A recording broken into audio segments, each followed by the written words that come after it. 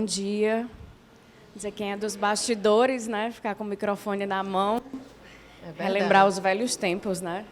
Não estamos acostumados com esse papel, né? Mas é uma alegria muito grande receber todos vocês aqui. A gente está vendo rostos, né, conhecidos e muito atuantes no mercado, e a gente fica muito feliz de poder trazer essa discussão para esse espaço, né? A gente realmente está aqui desde o começo e poder hoje estar aqui no palco trazendo uma convidada é uma honra e uma grande alegria. Isso. E complementando o que a Renata falou, né? A gente nasceu já sendo uma comunicação disruptiva, né? E quando o Fernando apresentou esse projeto, que já havia um tempo conversando, a gente falava muito dessa necessidade de ter um veículo que falasse sobre o nosso mercado, né? Não só de publicidade e marketing, né? Que é onde tem as maiores pautas, mas também sobre o trabalho de assessoria de comunicação, né? E uma das palestras que teve aqui do André, ele falou, né? A questão mercado ser forte, as empresas são fortes, né? Então, graças a Deus, a gente vem aí atuando e defendendo muito esse trabalho da gente de assessoria de comunicação. Por isso, a escolha, né, de trazer a Renata, vamos apresentar a vocês, né, daqui a pouquinho. E falando sobre esse tema, né, que muito se fala, a questão da reputação, e que o trabalho de assessoria de comunicação ele faz parte do meio da comunicação como um todo, né? Exato. Então, o tema que vamos apresentar é a comunicação que gera reputação, o poder da verdade. Aqui é só resumindo um pouquinho da Cappuccino, né, Renata? Isso, dar um passo atrás, né, só para contar um pouquinho da nossa história. Muitos já conhecem, né, mas tem gente nova aqui também. Eu sou Renata, tenho 18 anos já no mercado de comunicação, e aí 11 à frente da Cappuccino, junto com a Carla. A gente montou a empresa já com um propósito de fazer diferente, de trazer uma comunicação mais moderna e acreditando muito no poder de transformação que a comunicação tem, né? A gente teve do outro lado, né? Teve nas redações, e aí, à frente de uma empresa de comunicação, a gente sabia que a gente também ia poder ajudar bastante o mercado, profissionais, e a gente queria fazer diferente. A gente já nasceu na era das redes sociais, então a gente já nasceu com uma pegada mais moderna, e a gente consegue levar isso para a comunicação dos nossos clientes. Atualmente, né, no Núcleo, a gente tem 70 clientes ativos, né, tanto de assessoria, de imprensa, relações públicas e gestão de conteúdo para as mídias digitais, né? Ficamos entre as top 5, inclusive a Renata que informou para a gente, né? Olha, vocês estão lá concorrendo. Oi, a gente como nem assim? sabia. Né, que é um prêmio que é super reconhecido nacionalmente, né, pelo Mega Brasil. E a gente tem várias áreas, né? Mercado, varejo, moda, gastronomia, né? Se tornando referência, né? Eventos, política, né? Mercado imobiliário, educação, sindical, saúde e indústria. É bom falar porque é tão diverso, né? A gente sempre diz, a gente se especializa em cada cliente. Então, é legal ver essa diversidade de temas hoje, né? E aí a gente sempre conversa com os nossos clientes que o que a gente tem de mais valioso é sempre o conteúdo e o relacionamento, né? Isso tem muito a ver com o tema que a gente vai falar hoje. A gente estava conversando agora há pouco lá em cima, gravando um podcast, e falando da importância desse conteúdo do cliente ser verdadeiro, né? Ser realmente alinhado com o propósito da empresa, para que isso possa ser externado por meio da comunicação e aí, a partir disso, consiga realmente transformar e construir uma imagem, construir uma reputação, que é o que a gente veio falar aqui hoje. E aí, para trabalhar muito, né? A gente tem o nosso time. Hoje estamos com 25 colaboradores. Boa parte deles está por aqui também, vieram prestigiar. Aqui conta um pouquinho da nossa história, né? Do resumo. Eu já estou com 14 anos de mercado, a Renata já com 18 anos, né? Começamos a trabalhar muito jovens. Bem parece, né? Quase. E o nosso cliente mais antigo é o Fortal, né? Então, que está com a gente desde o primeiro ano de trabalho, e a gente vem construindo essa trajetória muito feliz, né? E vamos apresentar só um pouquinho um vídeo para vocês, para depois seguir com a Renata, né? Sim. Não, é o vídeo, né? Agora, depois.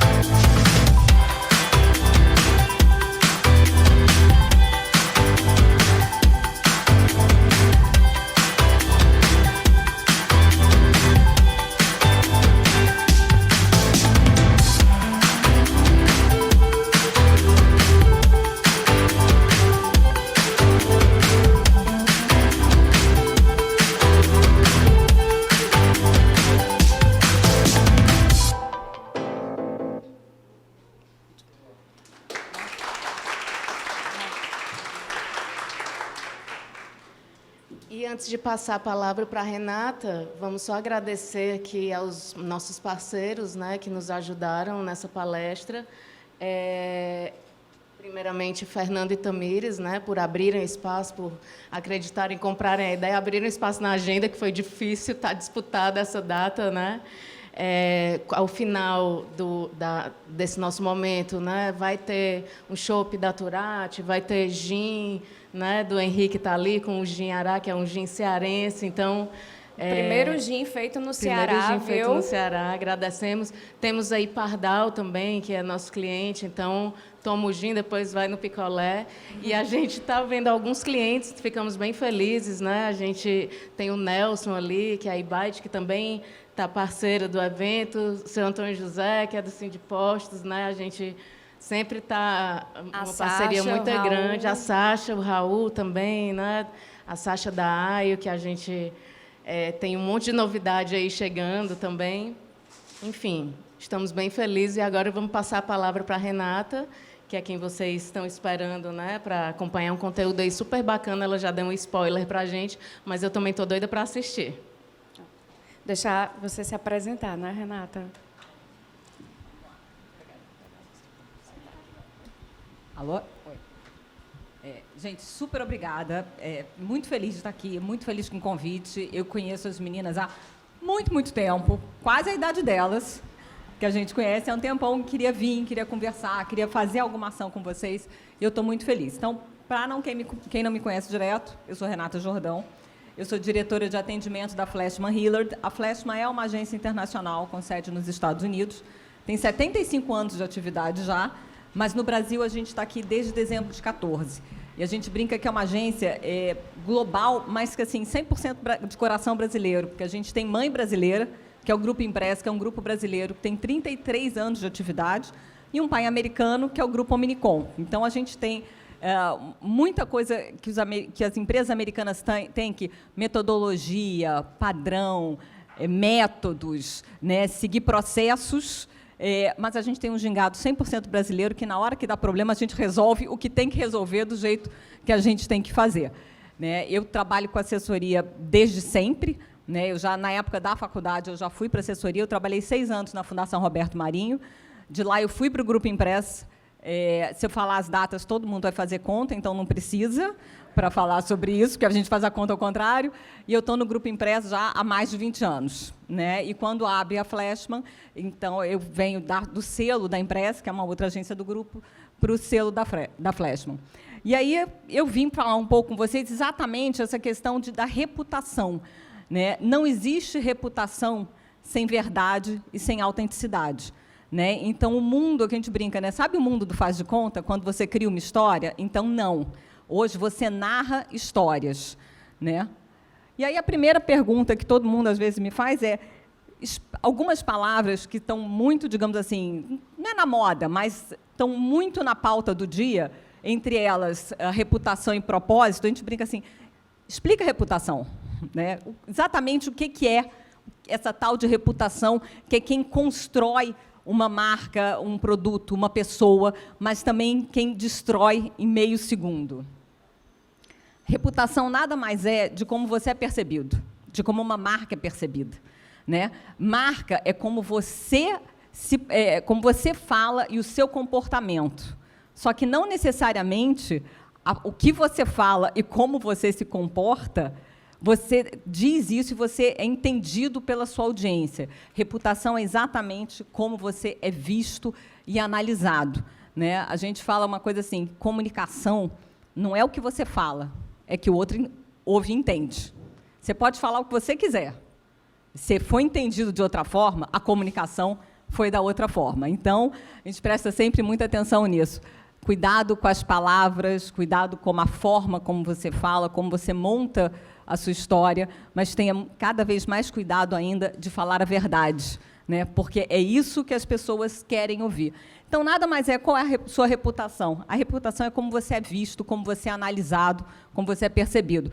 Praticamente, a gente fala, você alinhar a sua expectativa com a experiência, né? A sua expectativa tem que estar 100% alinhada com a experiência. A expectativa da empresa de se apresentar e a experiência que a audiência dela, que o público dela tem ao percebê-la. Né? Agora, tem um ponto que é muito importante quando a gente fala com empresas, que é o seguinte: menos da metade das percepções e crenças que o público brasileiro, isso eu estou falando de dados Brasil, tem sobre uma empresa e sobre uma marca, estão diretamente ligados ao produto, ao serviço que ela entrega. Esse número, numa pesquisa feita agora em maio, esse número está em 43%. Há 2 anos, ele era 46%. Então, quer dizer, cada vez menos não é apenas o produto e o serviço. É algo muito maior. E é o que a gente fala, o produto e o serviço tem que ser de excelência, entregue ao público para quem você direciona. Mas a percepção, a sua reputação, está muito além da sua entrega pontual. O que impulsiona a reputação de uma marca no Brasil hoje? 57% está diretamente ligado ao seu comportamento gerencial e ao seu impacto na sociedade. É isso que as pessoas querem saber. As pessoas querem saber qual o impacto da sua atuação, qual é o impacto da sua produção, qual é o impacto do seu trabalho. E, quando eu falo impacto na sociedade, são 3 pontos muito importantes. 1, como você cuida dos seus funcionários. Há 10, 15 anos, ninguém ia perguntar para uma empresa assim, como ela cuida dos funcionários dela? Não é só qual é o benefício, qual é o salário, mas como ela cuida dos seus, como ela se comunica com os seus, como os funcionários têm o orgulho de pertencer àquela marca. Né? Qual é o relacionamento dela com as empresas? Isso, na pandemia, foi muito forte. Né? Todo mundo queria comprar de marcas que estivessem perto do seu bairro, do seu entorno. Né? Você quis valorizar a sua comunidade e você queria muito comprar de marcas que não tivessem demitido pessoas num primeiro momento. Né? Isso foi muito debatido. Você queria ter orgulho de comprar daquela marca. Né? Outro ponto é o seguinte: qual é o impacto que essa marca, que essa empresa tem na comunidade? Além da sociedade em geral, qual é o impacto mais próximo dela que ela tem? E o que ela faz de cuidados com o meio ambiente? Como ela se preocupa com as questões climáticas? Qual é a atuação dela? Não os projetos, mas quais são os resultados que ela vem alcançando. E quando a gente vai para o outro ponto, que é o comportamento gerencial, é o seguinte: quão ética essa empresa é no dia a dia? Como os seus líderes se posicionam? Né? Qual é a comunicação de credibilidade que eles têm? Qual é a constância da atuação dessa empresa? Se é uma empresa de picos ou não? É uma empresa mais flat, mais estável? Na verdade, você quer analisar a empresa como um todo. E aí, o último ponto, não que seja menos importante, mas que ele acaba sendo a menor pedaço aqui, é exatamente o benefício ao consumidor. É o melhor preço, é o relacionamento com o consumidor, que é extremamente relevante, e inovação. Então, assim, o seu produto é muito importante, mas a forma como você produz e a forma como você se relaciona com a sociedade, esses 2 itens juntos são mais importantes ainda. Né? E como é que a gente entra? Exatamente onde é que eu entro, Carla, Renata, toda a equipe entra exatamente nesse ponto? Né? Há muitos anos, quando eu comecei a trabalhar, as pessoas falavam assessoria de imprensa, porque eram pessoas que falavam com a imprensa. Hoje em dia, a gente fala, não, é uma assessoria de comunicação, é uma agência de relações públicas, né? O PR acaba conduzindo. Por quê? A imprensa não é o meu único público, ou então não é o meu único canal. Eu tenho muitos outros pontos de contato para continuar falando com essas audiências. E tem um ponto muito a favor de quem começou como assessor de imprensa, que chama-se verdade e autenticidade. A gente sempre trabalhou com verdade e autenticidade. E esses são os combustíveis para você construir a reputação e relacionamentos. Né? Para alcançar efetivamente os resultados de reputação, né, você tem que ser verdadeiro e autêntico. E esses 2 pontos são o que quem trabalhou com a imprensa sempre buscou, sempre focou. Né? Então, hoje a gente fala assim, eu estou ampliando o meu leque de atuação? Não, eu estou fazendo o que eu sempre fiz, mas eu tenho muitos outros canais para trabalhar do que somente imprensa. Mas a gente continua sempre trabalhando com foco na verdade e na autenticidade. Até porque, com o volume de informação que você tem hoje, se você não for autêntico e verdadeiro, em menos de 2 segundos, todo o seu público descobre. Né? Então, isso para a gente é um cenário novo, que é extremamente relevante, porque antes as agências de comunicação das marcas, das empresas, elas trabalhavam totalmente separadas, e aí, num determinado momento, as empresas ligavam para as assessorias e falavam assim, minha agência de publicidade fez uma campanha para você divulgar. Ou então, a gente criava um conceito de comunicação, e aí ele chamava a empresa de ativação ou de comunicação interna para eles trabalharem o que a gente fez. E, hoje em dia, não. Hoje em dia, está todo mundo sentado junto na mesma mesa, e numa questão extremamente aberta, todo mundo pode ter a ideia, pode liderar o processo, inclusive as agências de PR, e o trabalho vai continuar sendo extremamente integrado. Por quê? Porque a comunicação se complementa. Você não tem apenas somente uma forma de comunicação, nós nos complementamos. Né? E os canais de comunicação também mudaram muito, a gente já vem sentindo isso há muito tempo. Na pandemia, é óbvio que isso ficou cada vez mais claro, mas você tem outros canais. A jornada da comunicação é diferente. Né? Até alguns anos atrás, de manhã, você lia o jornal. Pronto. À noite, você tinha o noticiário noturno. Ao longo do dia, você tinha 1 ou 2 sites de notícia, que ainda eram restritos, que você podia pegar o desenvolvimento do que ia acontecendo. Hoje, não necessariamente eu li o jornal que eu tenho em casa, que é do Rio, né? Eu moro no Rio, então que eu tenho o Globo. Mas eu recebi no meu feed das redes sociais as principais notícias. Né? E eu não abri nada hoje. Eu não entrei no site do Brasil Journal, mas eu recebi no meu e-mail a news, já com todas as headlines, eu já olhei mais ou menos o que eu preciso ler mais tarde. Né? Quem tem filhos de 25 anos para baixo, essa garotada nunca pegou num papel jornal, até porque, para eles, papel jornal é sujo, não é bom para o meio ambiente, e você suja o dedo todo, aquilo é nojento. Enfim, não quer dizer que eles não leiam o jornal. Eles acessam os sites dos jornais todo dia. Eles só fazem o contato de outra forma. Né? Então, cada vez mais é o que a gente fala, a informação tem um poder de compartilhamento muito grande. Né? Eu brinco, não necessariamente hoje eu estou brigando pela home dos portais.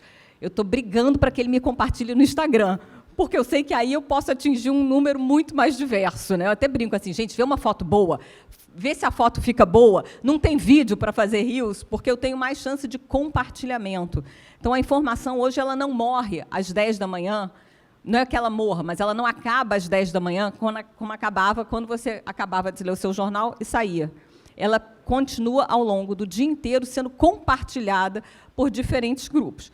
Isso é ótimo, e aí todo mundo vai concordar comigo que existe uma coisa chamada o grupo da família, né? Porque sempre tem no grupo da família alguém que compartilha tudo que você não quer ler e tudo que você já sabe que é mentira. Né? Então, e no caso de quem trabalha com comunicação, você fica assim, aviso ou não aviso, brigo ou não brigo. Então, o grupo da família, que é algo que nós temos que ter, né? É aquele mal necessário, e ai de você de se bloquear o grupo da família, porque rapidamente alguém descobre. Né? Então, enfim, temos o grupo da família. Né? Então, hoje, o que é mais importante é você entender como será o compartilhamento da sua informação.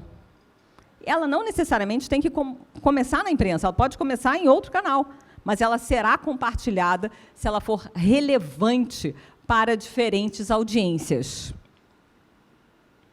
E um ponto que, esse sim, para mim é o maior desafio de todos, nós temos contato com informação o dia inteiro, em diferentes canais, em diferentes momentos.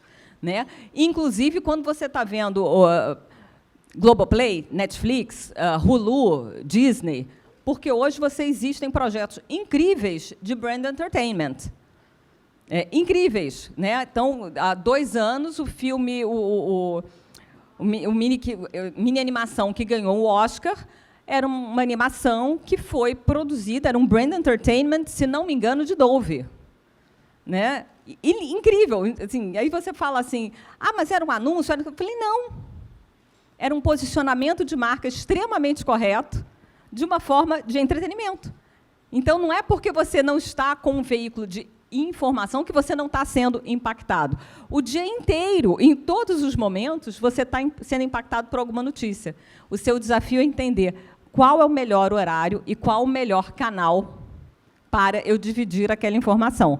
Né? Antigamente, todo mundo ia correr na esteira e acabava vendo, ou que estava na televisão, e ouvindo música. Se você pegar o fone de qualquer um que esteja na esteira, está todo mundo ouvindo um podcast. Que é exatamente o momento que você tem com isso. E cada um ouvindo um podcast de um tema diferente. E era exatamente a academia, era a hora que você se desligava.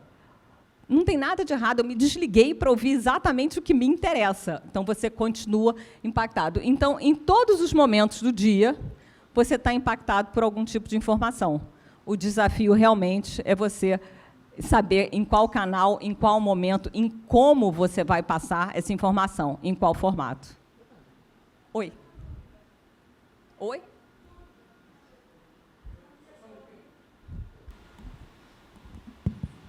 Bom dia a todos, gente. Meu nome é Clara, eu sou jornalista de ciências e saúde.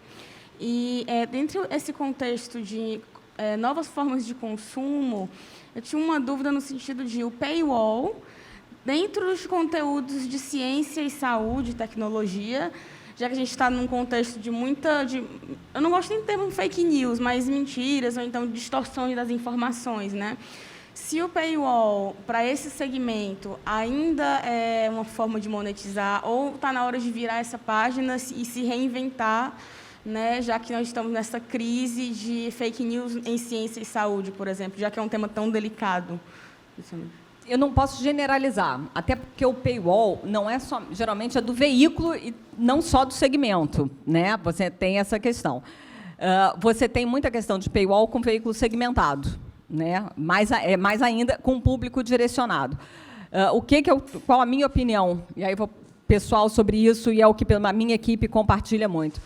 O paywall é correto? Sim, é correto. Você tem uma equipe produzindo aquilo. E, sobretudo, quando você tem uma equipe segmentada, como saúde e ciência, né, onde você tem regras muito, assim, bem severas da Anvisa no Brasil. Nos Estados Unidos, você faz anúncio do que você quiser. Né? Aqui, sim, assim, se eu só posso falar sobre um medicamento depois que ele for aprovado na Anvisa. Eu não posso nem falar sobre a chegada dele no Brasil. Eu posso até falar que ele foi lançado. Eu trabalho ainda com um laboratório farmacêutico. Eu fiz campanha para a vacina do HPV quando eu entrou na rede. Então, todas essas dores eu tive, passei desse lado. Eu acho que isso você tem que ter um equilíbrio. E você vê isso muito bem com as empresas tomando a frente. E mesmo quando você tem o paywall, você viu muitos casos de empresas tomando a frente e fazendo os seus projetos de comunicação aberta. Eu vou dar um exemplo muito legal de um brand entertainment extremamente bem feito, da GSK, de um programa chamado Sou Positivo. Ele vai entrar na Globoplay agora, ele passou, acho que foi num dos canais do Discovery, no início do ano, mas é só procura Sou Positivo, GSK, é fácil de você achar, é um programa extremamente interessante de como é a vida hoje das pessoas que são soropositivas e que, com o avanço da medicina, com o avanço dos coquetéis, você tem, sim, uma vida normal, algo que lá atrás você condenava antes de qualquer sintoma.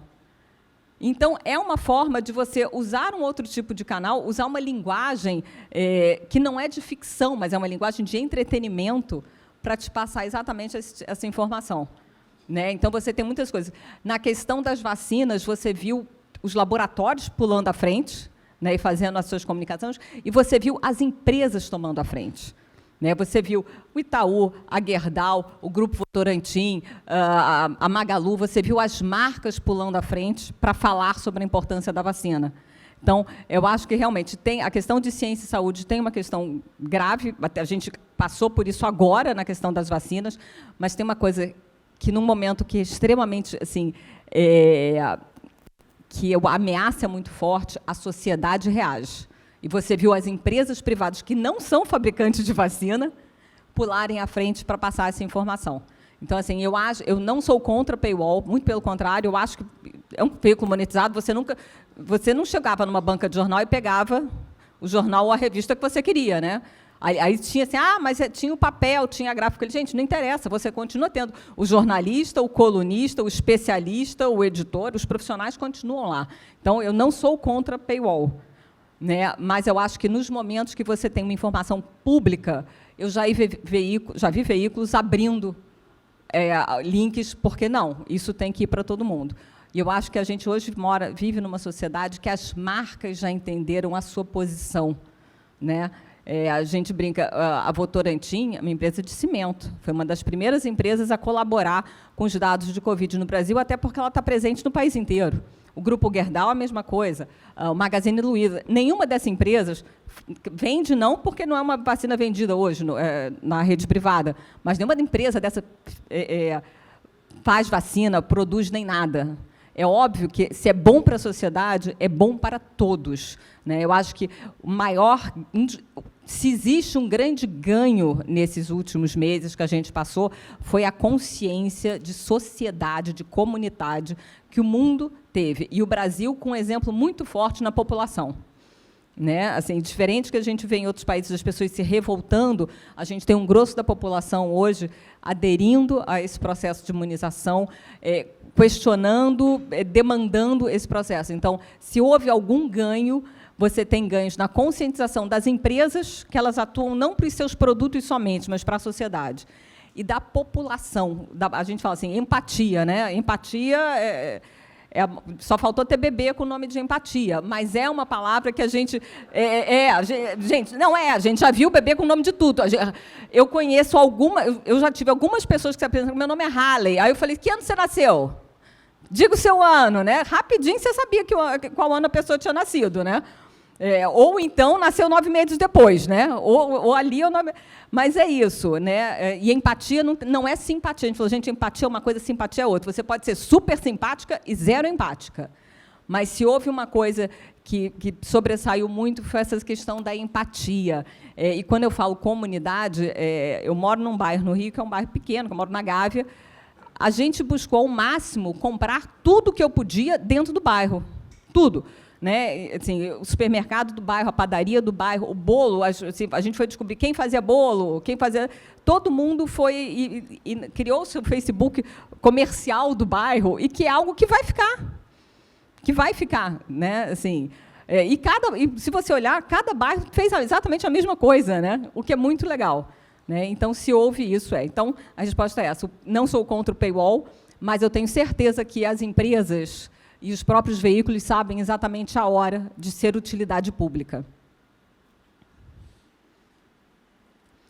E um ponto é exatamente essa discussão, né? Hoje você tem um surto de infodemia, né? Só no ano passado foram 350 gigabytes. Para quem reclama que recebe um e-mail com 15 mega e que o negócio está travando, né? Então, os teus 15 mega é um suspiro perto disso. Né? Cada vez mais você passa dias e dias analisando dados sobre dados. E a gente até fala, gente, muito dado não quer dizer qualidade, tá? Receber muito dado, está tudo ok. Você pode pegar todos os estilingues da vida e guardar todos os programas. E o analista? E o olho humano? E a análise humana? Porque tem algumas coisas que ainda... Não adianta você ter só a máquina, você tem que ter o olhar humano, o entendimento humano, a análise humana, o cenário humano, que só nós conseguimos fazer. Então, isso é um ponto. Né? A gente tem um surto de infodemia, ainda mais ficando nesse confinamento, que todo mundo recebeu tudo, sabia de tudo, né? E aí começou a se falar, e o apagão digital. No dia que as redes sociais, que o Facebook, que o Instagram, todos saíram do ar, as pessoas quase morreram. Eu falei, viu? Nem chegou no apagão digital e já está acontecendo isso. Aí a gente brincava, imagina se voltasse ao Telex, metade morria, né? Mas existia isso. Então, o que a gente tem que tomar uma questão muito grande de discussão a gente passou a ter informação demais. Né? E a gente passou, às vezes, a parar para pensar a relevância, né? Arrumar isso. Né? Então, hoje, se a gente, durante muito tempo, não tinha informação, hoje você tem um acesso a praticamente tudo. E aí a gente vinha num cenário, ok, da comunicação caminhando muito, a gente falando sobre autenticidade e verdade, todas as análises de dados, e aí surge, se não me engano, no dia 15 de março, ano passado, o aviso, todo mundo levando o computador para casa, e aí, semana que vem, a gente decide o que vai acontecer. Né? Chega essa pandemia que acelera todas as dimensões, né? Muda todos os comportamentos, e, na verdade, o que a gente descobre, uma coisa que também foi assim, ao mesmo tempo que a gente reclamava de Zoom, de conexão, de e-mail, isso aproximou as famílias como ninguém. Porque, na hora que você não tinha o contato com a sua família, você fazia um Zoom, você ligava pelo WhatsApp e você passou a amar o teu grupo de família durante alguns meses. Né? Então, ao mesmo tempo que a tecnologia, a gente sempre falava, para de usar o computador, para de usar o tablet, salvou todo mundo, porque foi o que nos manteve conectados, foi o que manteve os laços familiares, foi o que manteve a cultura das empresas durante muito tempo. A gente, de um dia para o outro, passa a fazer isso.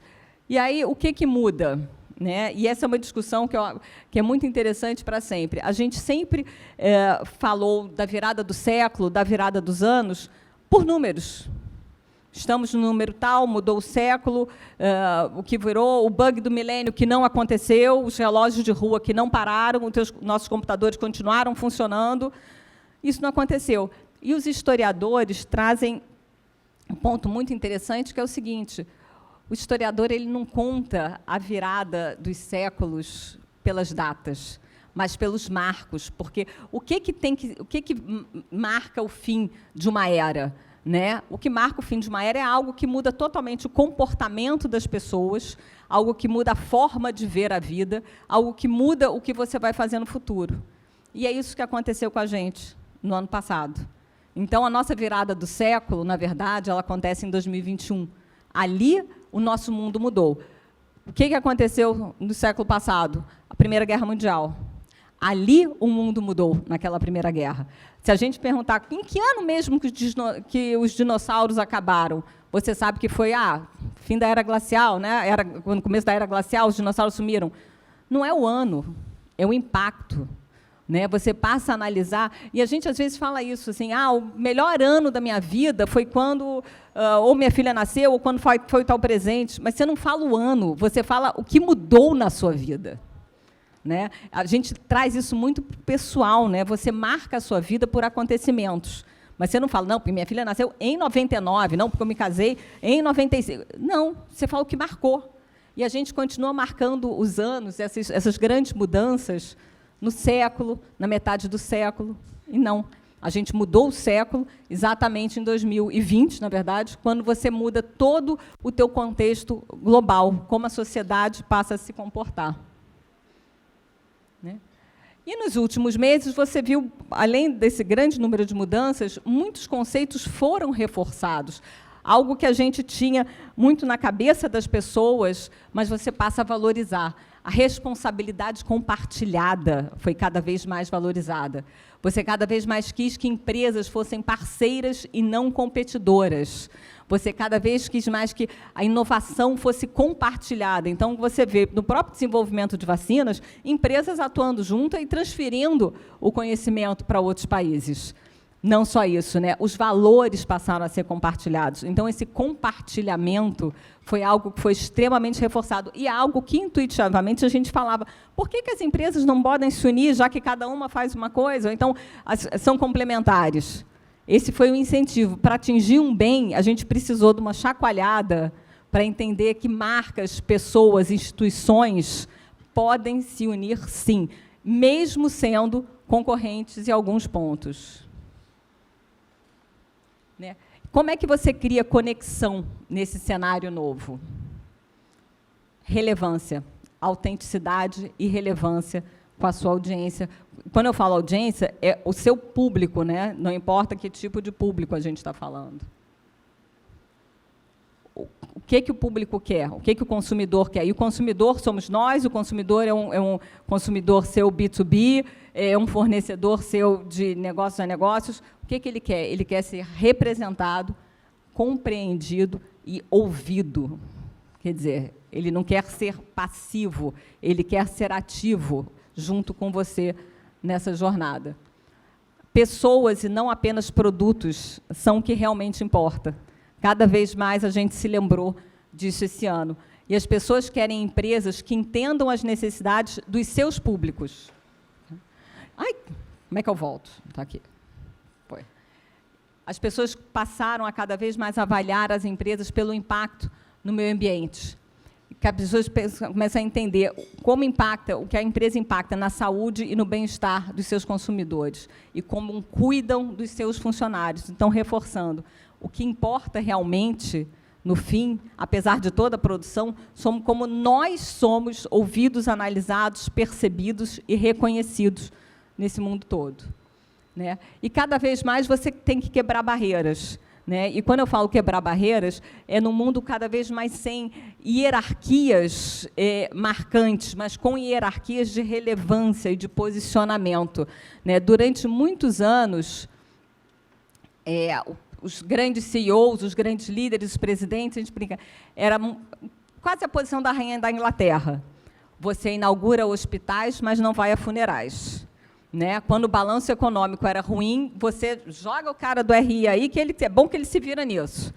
O CEO não tem nada. Quando você tem um acidente, envolve funcionários ou consumidores, não, coloca a pessoa do procurement, coloca alguém do jurídico aí e some. Não. Né? Eu quero líderes, eu quero que os diretores daquela empresa, que eles vivenciem, que eles acreditem nos valores da empresa que eles estão conduzindo. Eu quero que eles entendam o que impacta na sociedade como um todo e que eles tenham voz ativa sobre isso também. Não apenas sobre o produto dele, a venda dele, o mercado dele, a questão de legislação ou de taxas dele. Eu quero líderes que entendam a sociedade, que estejam junto de nós, porque, afinal, eles também são consumidores.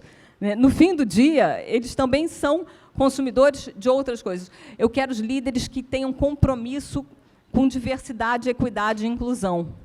Eu não quero líderes que façam projetos e que deixem isso no RH. Eu quero líderes que estimulem isso.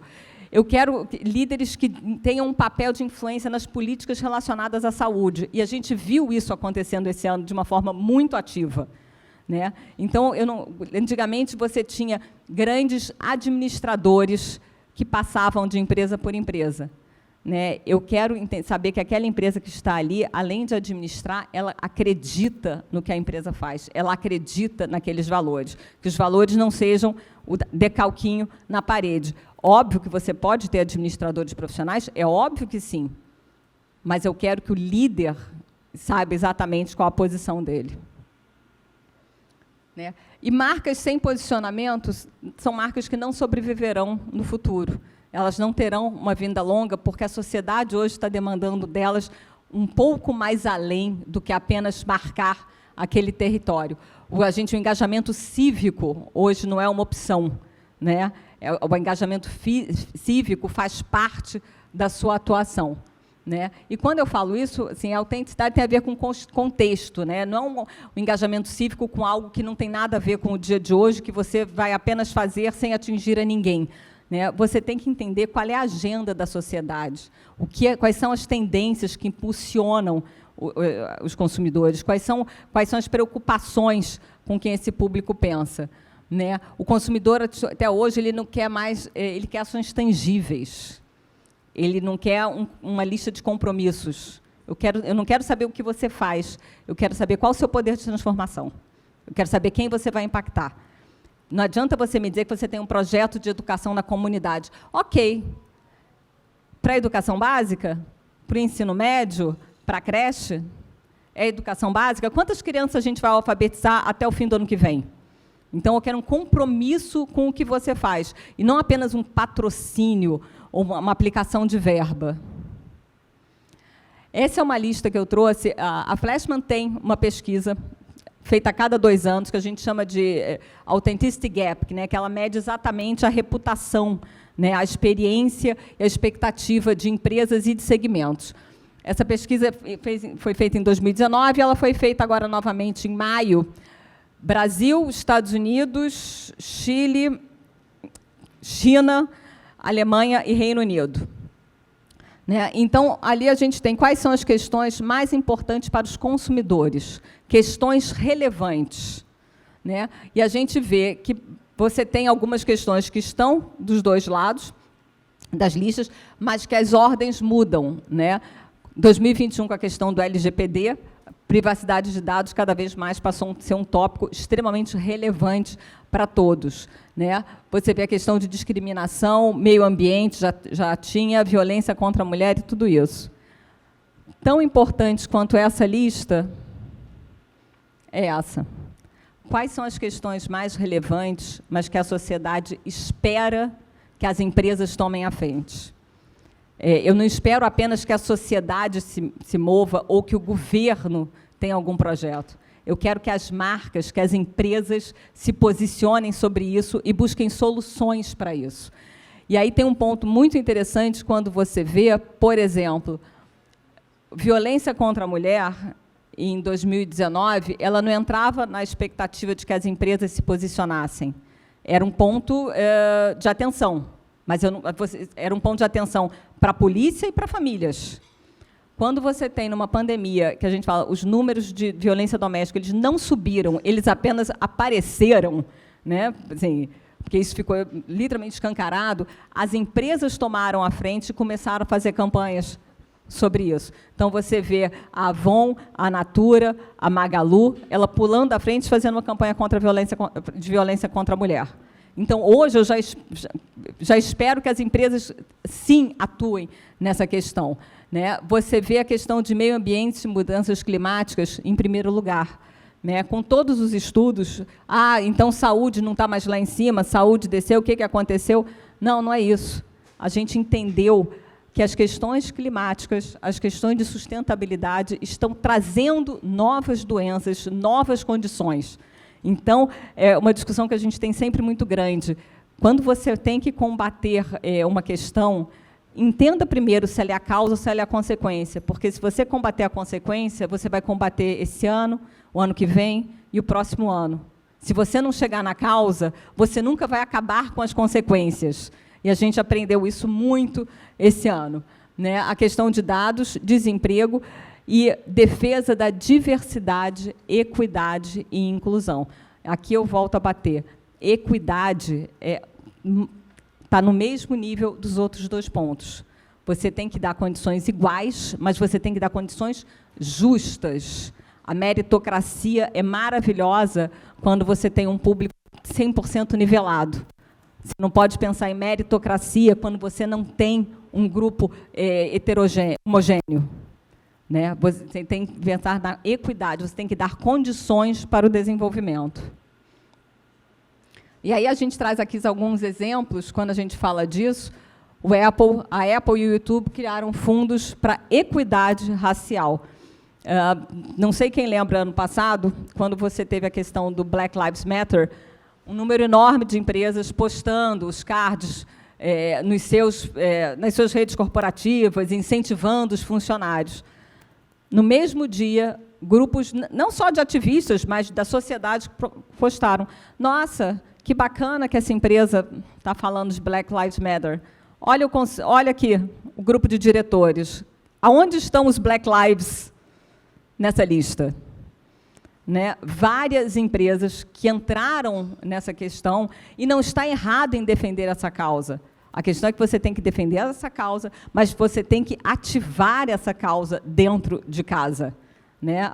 E aí as empresas tiveram que dar um passo atrás e falar: erramos. Nós estamos combatendo tanto o que está fora que nós não pensamos para dentro. E você tem que pensar para dentro antes de ir para fora. No Brasil, isso eu fiquei super feliz quando eu vi, por mais que a gente ainda esteja engatinhando, né? Mas a gente sobe em número de empresas no índice de igualdade de gênero. Então, a gente tem hoje, no ranking dessas empresas, a gente tem Bradesco, BB, Itaú e Odontoprev. São 4? São 4, mas são 4. Né? Assim, que no próximo ranking nós sejamos mais 4, mais 4, mais 4, cada vez mais. É um processo lento, sim, é uma mudança cultural, sim, mas isso não é negar o passado. A gente tem que aprender com coisas que foram feitas e que foram aceitas em algum momento, entender que elas hoje não são aceitas mais e mudar esse futuro. as marcas se engajando no combate da violência contra a mulher. E aí você teve realmente projetos incríveis sobre isso, e foi muito rápido quando os casos começaram a subir. E, como eu falei antes, a gente é a era do pós-propósito, né? É o walk the talk, né? Porque antigamente as pessoas apenas falavam, ok. E propósito é basicamente o legado de uma empresa para a sociedade. Então, o seu legado não pode ser um projeto. O seu legado é algo que tem uma mudança, né? O seu legado é algo que tem impacto. E como é que você vê a propósito? Porque você vê empresas, primeiro, confundindo propósito com valores. Não necessariamente, né? Mas também não podem ser totalmente distantes, né? O seu propósito tem que ser a verdade, porque ele vai gerar também a sua reputação, né? O propósito ele tem que ser autêntico. Ele tem que ter uma conexão com o negócio e com a história da empresa, né? Ele tem que ter alguma ligação muito forte, né? Ele tem que ser relevante para o seu público interno também. Não adianta você fazer um propósito para fora e para dentro você não vivenciar aquilo com seus funcionários. Ele tem que ser desmembrado em várias ações de impacto, e não apenas ser um lindo livro onde você mostra o que poderia ser feito. Ele tem que ser facilmente entendido por todas as audiências, né? A gente brinca assim, não adianta levar alguém para explicar, né? Você tem que olhar e entender. E ele tem que ser um ponto de diferenciação da empresa no mercado como um todo, né? É algo que você está fazendo na sua forma. E aqui três pontos que eu trouxe também, de segmentos e projetos que as empresas estão focando muito. Só que é a mesma coisa, não adianta você fazer um projeto que é do RH. Deixa lá no RH, porque a gente tem que fazer isso que falaram que tem que fazer. Ou então, vamos cumprir cota? Quem tem um amigo que se encaixa nessa cota? Não, não é isso. Quando você faz um projeto de diversidade, equidade e inclusão, você não contratou aquele profissional porque você tem que contratar uma pessoa com essas características. Eu contratei um advogado, um economista, um jornalista, uma copeira. Eu contratei um profissional. O resto é o resto. O que me interessa, ele é bom, ele tem interesse, ou então ele é uma pessoa extremamente, com todos os skills que eu quero, mas ele não fala inglês porque ele não teve oportunidade na vida. Será que eu não posso trabalhar a equidade na empresa e dar oportunidade para ele começar a fazer isso? Né? As empresas têm que pensar muito mais hoje nos skills e não só no currículo de papel que a pessoa entregou. Não que o currículo não seja relevante, mas, por favor, pensem também nas possibilidades que aquela pessoa tem para o futuro e que ela pode não ter tido a chance de desenvolver isso, que você pode, sim, ter projetos internos de desenvolvimento disso. Então, você tem que garantir que essas minorias sejam ouvidas e reconhecidas, e não apenas à margem porque você fez um projeto. A sua equipe inteira tem que ter um treinamento para entender essa mudança, para entender essa transformação. Em alguns setores, e eu sei que, gente, tem setores que são tradicionalmente machistas. Meu irmão trabalha na área de caminhões, e ele outro dia estava assim, pô, eu tenho que contratar uma mulher, eu não acho. Eu falei, mas você não acha? Ele falou assim, Renata, eu não acho. Para fazer o que tem que fazer, eu não acho. Eu falei, você está procurando no lugar certo? Né? Será que você está literalmente procurando no lugar certo? Né? Porque a gente, às vezes, tende a procurar pessoas iguais a gente, que estudou comigo na faculdade, ou então que mora perto de mim, ou então que eu já trabalhei em outro momento. Será que não é hora de você ampliar e ver em outros locais, em outros espaços, em outros grupos, ou em projetos incentivados em comunidades que tem pessoas incríveis e que você precisa dar uma chance para ela?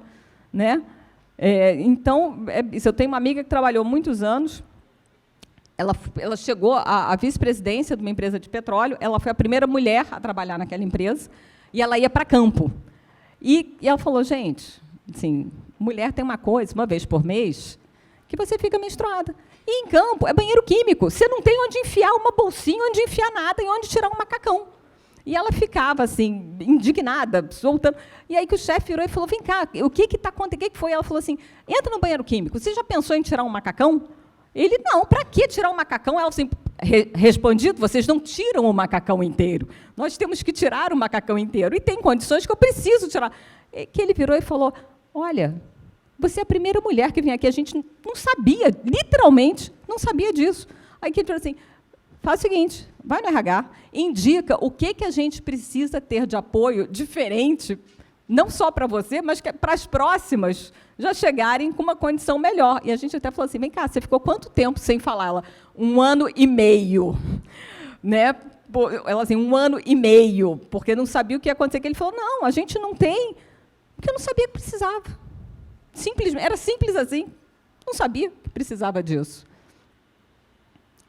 Questões climáticas. Não adianta você fazer uma campanha, dizer que você tem carbono zero, se você não treinou os seus funcionários para as questões básicas de sustentabilidade. Então, não adianta na fábrica ele separar como uma coleta seletiva e na casa dele ele não dá o menor valor e ainda falar, pô, aqui é um saco, né? Para jogar papel eu tenho que ir num lado, para jogar lata eu tenho que ir no outro. Então, ele tem que ter consciência disso, você tem que treinar também a sua equipe. Os compromissos com o governo, óbvio, e um ponto importante, escolha um fornecedor que também tenha compromissos sustentáveis. Se você quer incentivar, não adianta somente você fazer. Você tem que fazer, mostrar, incentivar, ensinar e dizer que vale a pena. Já participei de algumas concorrências nesse último ano, que na RFI eu tive que dizer projetos, questões ligadas ao que a gente faz na área de sustentabilidade, projetos de diversidade que a gente tenha na empresa, o que a gente faz, se a gente teve algum projeto ligado a bem-estar dos funcionários na pandemia, e também alguns clientes que a gente hoje já atende, nos últimos 2 anos a gente teve que passar por uma auditoria ligada à sustentabilidade, auditoria do cliente, porque ele tem práticas sustentáveis e ele globalmente tem que trabalhar com empresas que tenham pelo menos um mínimo de práticas sobre isso. E dados é a palavra da moda. O brasileiro é o cidadão mais propenso a fornecer dados desde que isso tenha uma tranquilidade para ele, desde que isso seja confortável para ele. E aí é óbvio, quando vaza, aí vem o problema, porque aí ele reclama de tudo. Né? A gente brinca que antigamente tinha um programa de prêmios na televisão que, assim, que a pessoa não ouvia na cabine. Você troca a bicicleta por uma escova de dente? O cara troca, né? É quase que isso. Você troca os seus dados por conforto? Até que ponto? Né? O que estão fazendo com os seus dados? Então, cada vez mais você tem essa preocupação muito dentro, e as empresas têm que se adequar a isso, e as empresas têm que treinar também os seus funcionários para isso, em coisas, às vezes, muito simples. Acho que todo mundo já viu, quando passa um e-mail interno, no geral, e pergunta, quem tem o telefone celular de tal pessoa? Pela LGPD, você pode até passar para aquela pessoa diretamente, mas você não pode colocar num grupo de e-mails de 50 pessoas do celular de uma que não sabe se ele quer ser compartilhado. Né? Então, tem algumas coisas muito no dia a dia que você precisa treinar. Não espere que cada um vá pegar a lei para ler. Né? Então, você tem consultoria e treinamento para isso.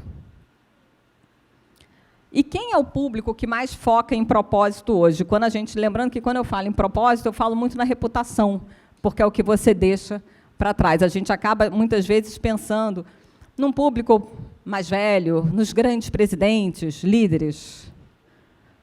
O público que mais foca em propósito são os millennials. São as pessoas que nasceram mais ou menos entre fim dos 70, entre 80, 95, 97. Esse é o público que cresceu com essa mentalidade. É um público que não nasceu 100% digital, mas ele viveu a transformação. É um público que já começou a entender um mundo sem fronteiras, ele já teve lições muito claras de igualdade. É um público que pegou tanto uma economia muito ruim, depois uma economia maravilhosa, e agora está voltando ao que era antes. Então, ele é um público resiliente. E, por isso mesmo, ele é um público que ele mira num futuro melhor. E, cada vez mais, ele quer autenticidade, e não apenas volume de conteúdo. 76% dessa turma analisa os compromissos sociais e ambientais de uma empresa antes de decidir onde trabalhar. Quem tem filho, irmãos, amigos, ou metade do grupo que está aqui, a minha filha passou numa prova de estágio para uma empresa, e ela chegou e falou assim, não quero. Eu quase... Hã? Né? É uma empresa que, na minha época, a minha geração mataria para trabalhar lá. Ela, assim, não acreditei no que eles me falaram. Eu falei, olha, tudo bem. Na minha época, a gente nem ia pensar nisso, né? Mas ela falou assim, eu não acreditei. Eu não posso ir para uma empresa que eu não acreditei no que me falaram. 87, médio sucesso de uma empresa não é apenas no desempenho financeiro. E os relatórios ambientais e sociais estão aí para provar isso. 75% aceita ganhar menos para trabalhar numa empresa responsável. E 93% querem comprar marcas que tenham um propósito além do seu produto. Então, isso para o mercado é muito forte. E aí a gente chega com esse dado. Em 2025, quer dizer, daqui a 4 anos, 75% da população ativa vai ser composta desse grupo. Então, esse grupo está chegando em posições gerenciais cada vez mais rápido. Os millennials, eles pensam de forma muito diferente do que a minha geração aprendeu, mas ouviu e foi educada, né? Você tirar canudo e copo plástico não é vantagem nenhuma. Eu espero que você faça isso. Então, não venha me dizer o que eu já espero que você faça, né? Reduzir a questão do carbono é uma atitude inteligente, mas ela não é só isso. E coisas que algumas empresas, alguns grupos entendem como objetivo, na verdade, são o ponto zero, né? Sustentabilidade não é o objetivo de uma empresa. A empresa tem que ser sustentável se ela quiser continuar neste planeta, né? Os negócios responsáveis são apenas o começo, né? Eu não posso ter como meta algo que tem que ser a premissa da minha atividade, né? E aqui tem umas coisas bem interessantes também, que é uma empresa com propósito, ela não pergunta apenas o que ela faz com o que ela ganha, né, com o lucro. Ela quer criar um valor positivo para todas as partes. Não é aquele valor, não é apenas lucrei 1 milhão, mas qual é o impacto e o que eu vou fazer com isso, né? A razão pelo qual você faz a entrega de algo não é apenas ganhar o dinheiro. Né? E, com todas essas informações, a gente vem para isso daqui. Como é que a gente faz comunicação hoje? Como é que a gente fala hoje com essa gama enorme de públicos, com esse universo vasto de temas e segmentado, né? A gente tem cada vez mais um desafio, que é a criação de um storytelling, que, na verdade, é desconstruir a criação de um storytelling. Eu tenho que entender, eu tenho que saber contar histórias verdadeiras, e não inventar uma história e criar uma trilha fictícia. Os canais de comunicação não são mais apenas a imprensa. Cada vez mais você tem várias outras opções, oportunidades e ativações para chegar no seu público direto. E a imprensa, às vezes, realmente não é a melhor opção. E estratégia, né? As pessoas, às vezes, chegam com várias táticas incríveis que não se conectam, que não tem nada a ver com o seu propósito, que não tem nada a ver com o seu produto e que vão morrer daqui a 24 horas. Ao mesmo tempo, as fórmulas antigas ganharam uma valorização muito alta. Num mundo inundado por fake news, num mundo onde todo mundo ficou 1 ano e meio separado, você foi buscar a sua informação, você foi confirmar na credibilidade. 92% das pessoas confiam cada vez mais nos meios de comunicação, né? Eu posso ler tudo em N momentos, mas eu vou confirmar nos meios confiáveis. E, quando eu falo meios confiáveis, tanto pode ser um veículo de comunicação, como pode ser os grandes jornalistas que saíram dos grupos, mas criaram os seus veículos, porque ele tem a credibilidade de ter passado anos em grandes grupos, né? Então, nada tira a credibilidade, né? Nada tira isso. E a televisão foi o principal canal, foi o principal meio onde as pessoas foram buscar informação na pandemia, no último tempo. Então, a gente até brinca, né? Novos tempos, novas opções, o mundo vasto, mas valorizamos o que realmente é sério, o que realmente tem credibilidade.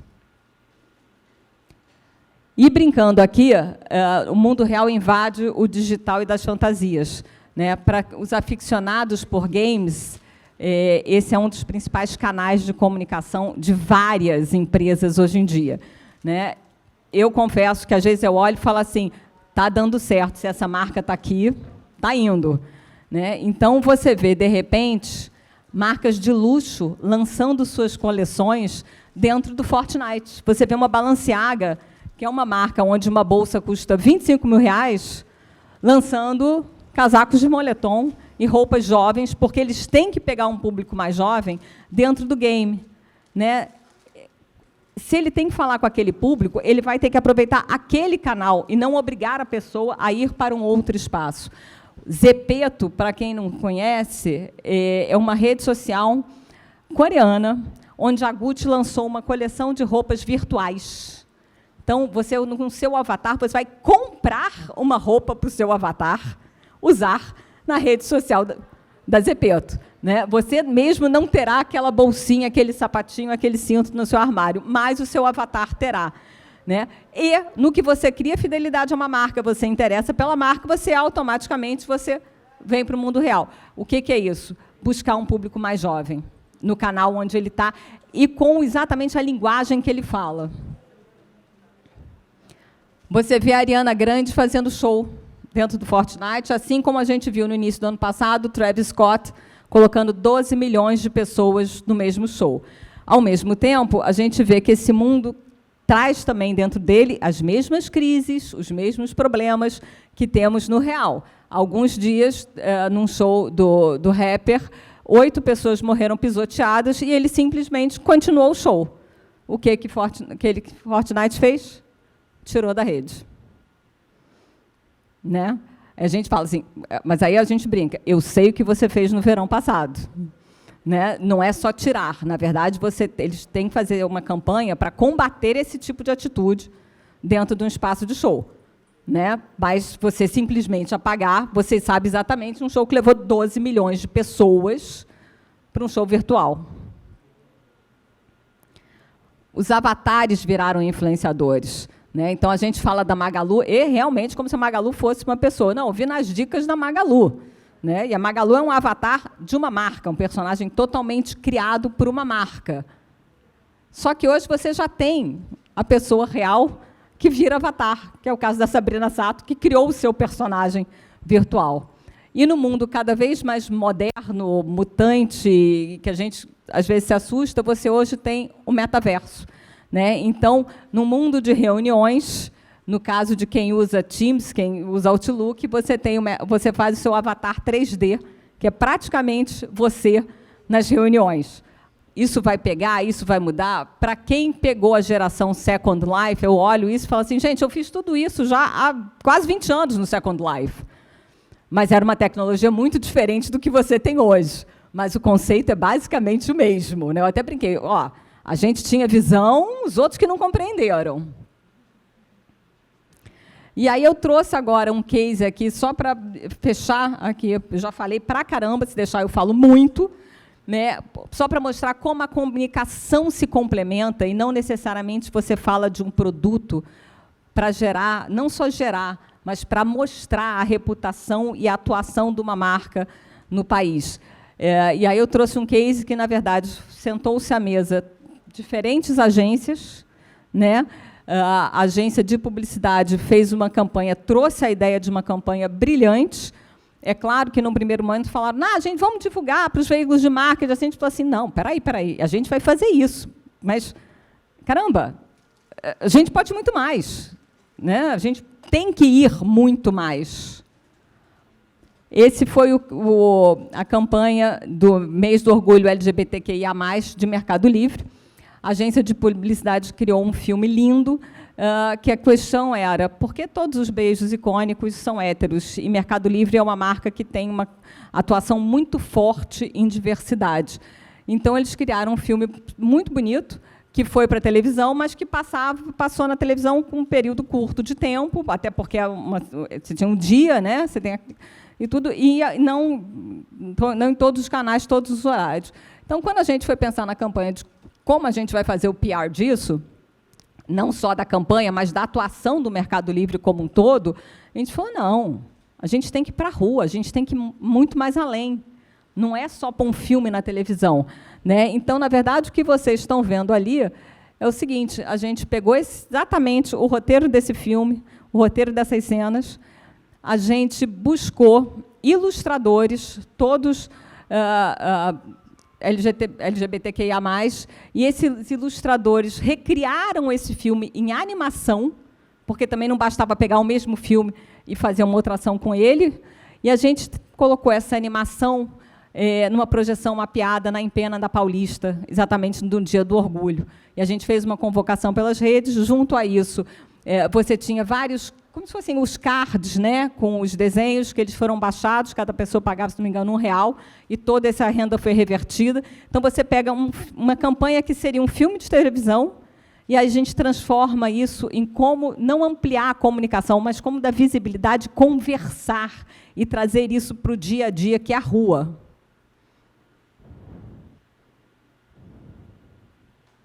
E não. Não. Ai, tem que soltar o vídeo.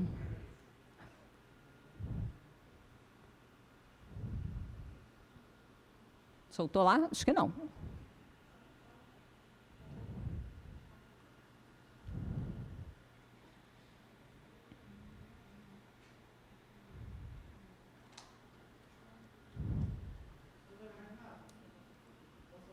Claro. Para celebrar o Dia do Orgulho LGBT+, é baseada na verdade. Você fala que a reputação vem da verdade. A reputação vem da verdade. O que é que eu lhe pergunto? Hoje nós vivemos com a diversidade de pensamentos. Aonde encontrar a verdade? Eu vejo, por exemplo, que mais de 60% do país é conservadora. Então, grande parte do país acredita em Deus, 90%. A religião é importante para todos. Como é que nós vamos encontrar a verdade onde uma maioria quer uma coisa e a predominância da minoria? Então, a minha dúvida que eu tenho é essa: o que é que a senhora pensa? Como é que a gente pode chegar num denominador comum, onde a verdade da grande maioria é uma e a verdade que as pessoas que querem fazer a cabeça dos outros é outra? Ponto 1, a palavra chama-se respeito. A palavra exatamente chama-se respeito. Então, a gente vai falar assim, a verdade, não que a sua verdade, ou então falar a verdade da marca, a verdade de uma empresa, tem que ser a mesma para todo mundo. Não é isso. Mas tem que ter respeito, tem que ter empatia. Exatamente é isso, é o poder da verdade. E é isso, a verdade tem que ter respeito. Né? Então, eu vou ser extremamente transparente aqui. Meu avô, minha avó, meus avós, se fossem vivos hoje, teriam 95, 100 anos. Vida de fazenda. A minha bisavó, quando eu perdi minha bisavó já tinha quase 100 anos. Né? Então, fazenda de uma era que você tinha escravos. Você apaga o passado? Não. Eu fui uma vez em uma palestra que eu me levantei no meio e fui embora. E aí, no que eu me levantei, umas outras 4 pessoas levantaram e foram embora também. Aí eu falei, engraçado, estava todo mundo esperando alguém pagar o pato, né? Porque eu me senti extremamente mal. Eu venho de uma família que sempre foi de fazenda. Minha mãe foi para um colégio interno com 5 anos de idade para poder estudar para isso. E que a pessoa que estava falando da questão da igualdade, ela falou assim, não, porque vocês, de família de fazendeiros, vocês têm sangue nas mãos. Eu me levantei, não falei nada, eu falei, gente, olha só, hoje a gente sabe os erros que cometeu, mas na época era uma cultura. A cultura era certa? Não, mas era uma cultura da época. Então, oi? Porque hoje a gente valoriza o ser humano como igual, e por alguns, né, a gente tenta, né, a gente tenta. É difícil você nivelar tudo diferente. Na verdade, o que a gente busca... Não, é impossível. O que a gente busca é isso, é o respeito ao próximo. A gente brinca, as religiões... Pelo ponto das religiões, são extremamente fácil de falar. Você tem religiões extremamente diferentes, mas a fé é o que guia aquela religião. E isso é inabalável.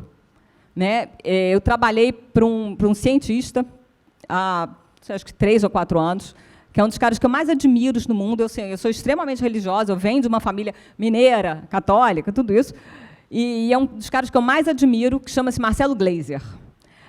O Marcelo, há 2 anos, há uns 3 anos, ele ganhou um prêmio chamado Prêmio Templeton, que é dado por uma fundação religiosa. E o Marcelo, ele fala, eu não tenho religião. Eu não sei se tem Deus. Mas ele nunca falou que eu não acredito em Deus. O Marcelo falou, eu não sei. Como todo cientista, eu estou procurando uma prova concreta. Posso não achar, mas eu tenho fé no que eu estou procurando. Então, eu acho que isso é um exemplo muito claro.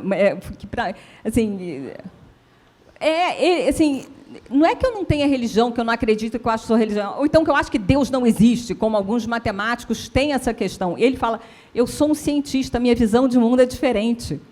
Eu tenho fé na minha procura. E tenho fé que eu posso achar essa justificativa. Mas eu preciso disso, porque a minha visão de mundo é diferente da sua. Você quer valor maior a Deus do que isso? Né? Na verdade, o que a gente está falando de fé. Né? E é exatamente isso. Você tem, em algumas religiões, que você condena uma série de coisas que é contra a vida humana. Né? Aí a gente até brinca, isso é diferente, isso é contra a vida, não é questão de fé, é contra a vida. Mas se você parar, em alguns casos, ao lado de algumas pessoas muito ortodoxas, eu não vou dizer que você vai achar que aquilo é certo, mas você sai quase convencido pela paixão e pela crença que a pessoa tem naquilo. E é verdade. Mas, assim, está errado? Na fé dele, não. Mas é a crença. E tem várias coisas que são interpretações. O que a gente tem que ter hoje, cada vez mais, é isso, é respeito. Quando eu falo a verdade de uma marca, é no que ela acredita.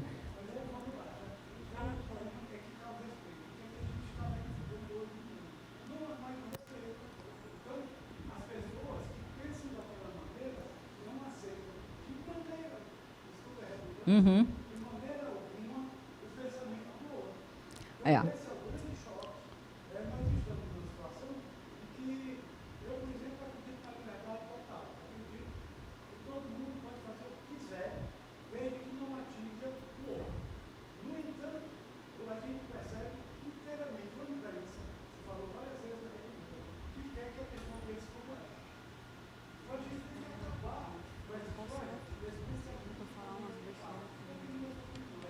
Não,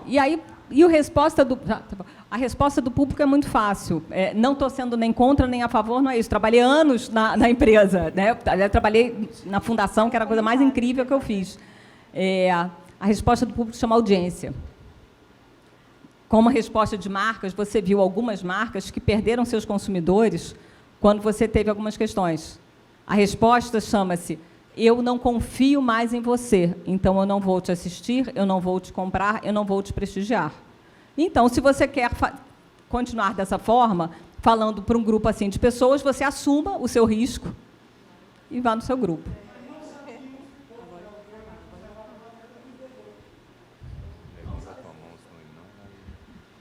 Se for, com licença, eu queria fazer só um comentário com relação a essa discussão sobre verdade, enfim. O filósofo Byung-Chul Han, sul-coreano, aliás, inclusive ele leciona na Alemanha, ele tem uma série de livros, entre eles Sociedade do Cansaço, e ele também articula muito com o conceito de pós-verdade. Pós-verdade é aquilo que eu acho que, para mim, é verdade. Então, se eu acredito, ponto final.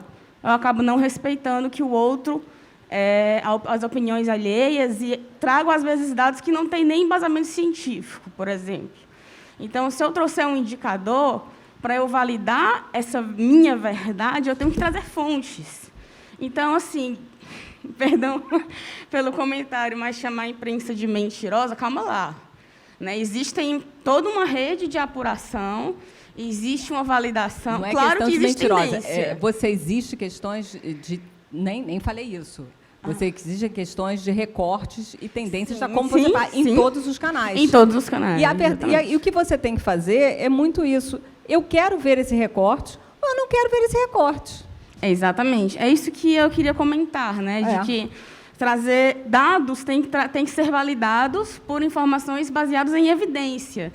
A medicina tem que ser baseada em evidências, a ciência tem que ser baseada em evidência, e o jornalismo também.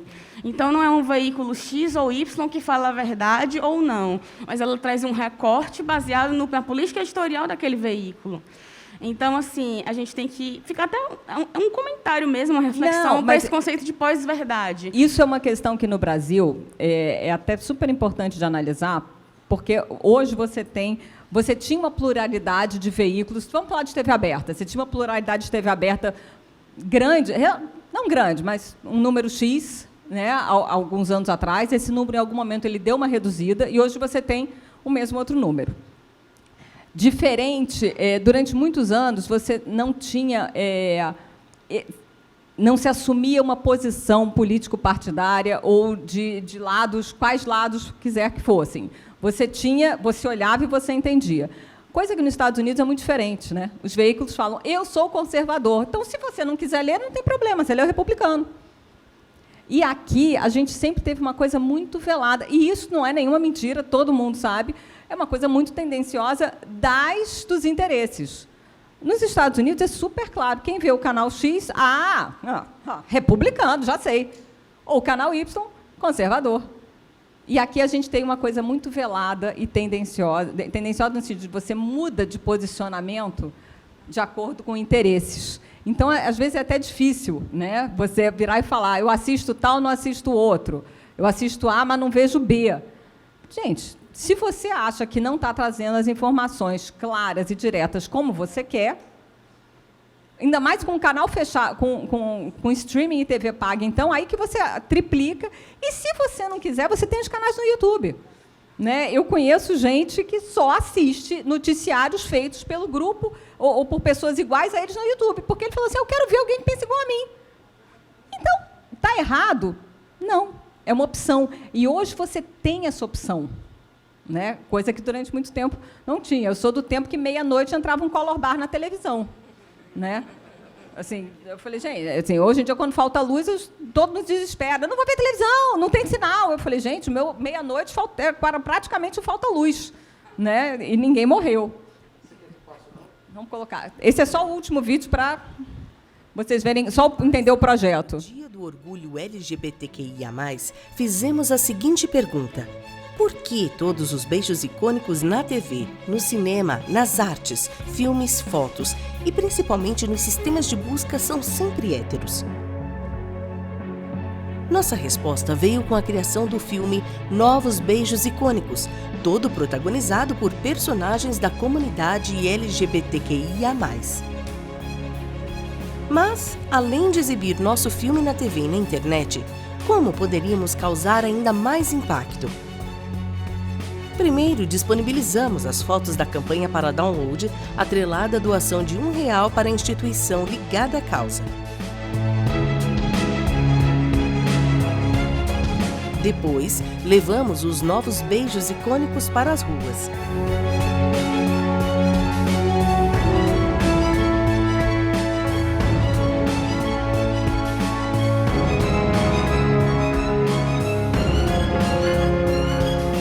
Com a ajuda de ilustradores da comunidade LGBTQIA+, criamos uma exposição a céu aberto em plena Avenida Paulista.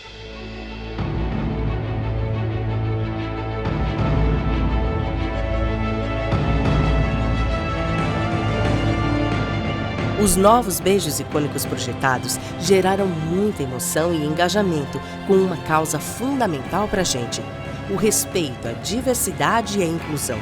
Afinal, somos uma marca que acredita na liberdade, inclusive no amor, para a construção de uma sociedade mais plural e um futuro cada vez mais livre.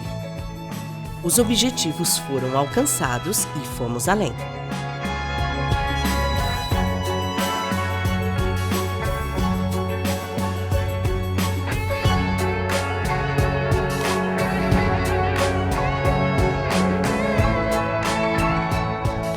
Ao preconceito, um beijo.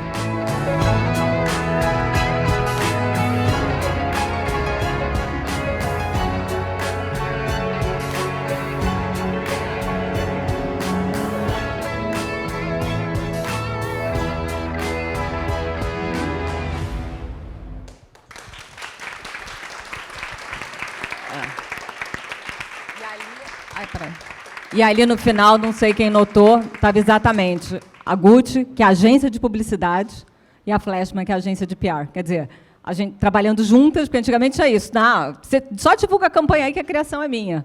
Não, você senta na mesa junto, você trabalha junto e você tem um alcance muito maior quando você faz assim, dessa forma. Gente, do que eu tinha que falar era isso, né? E aí, espero que tenha valido.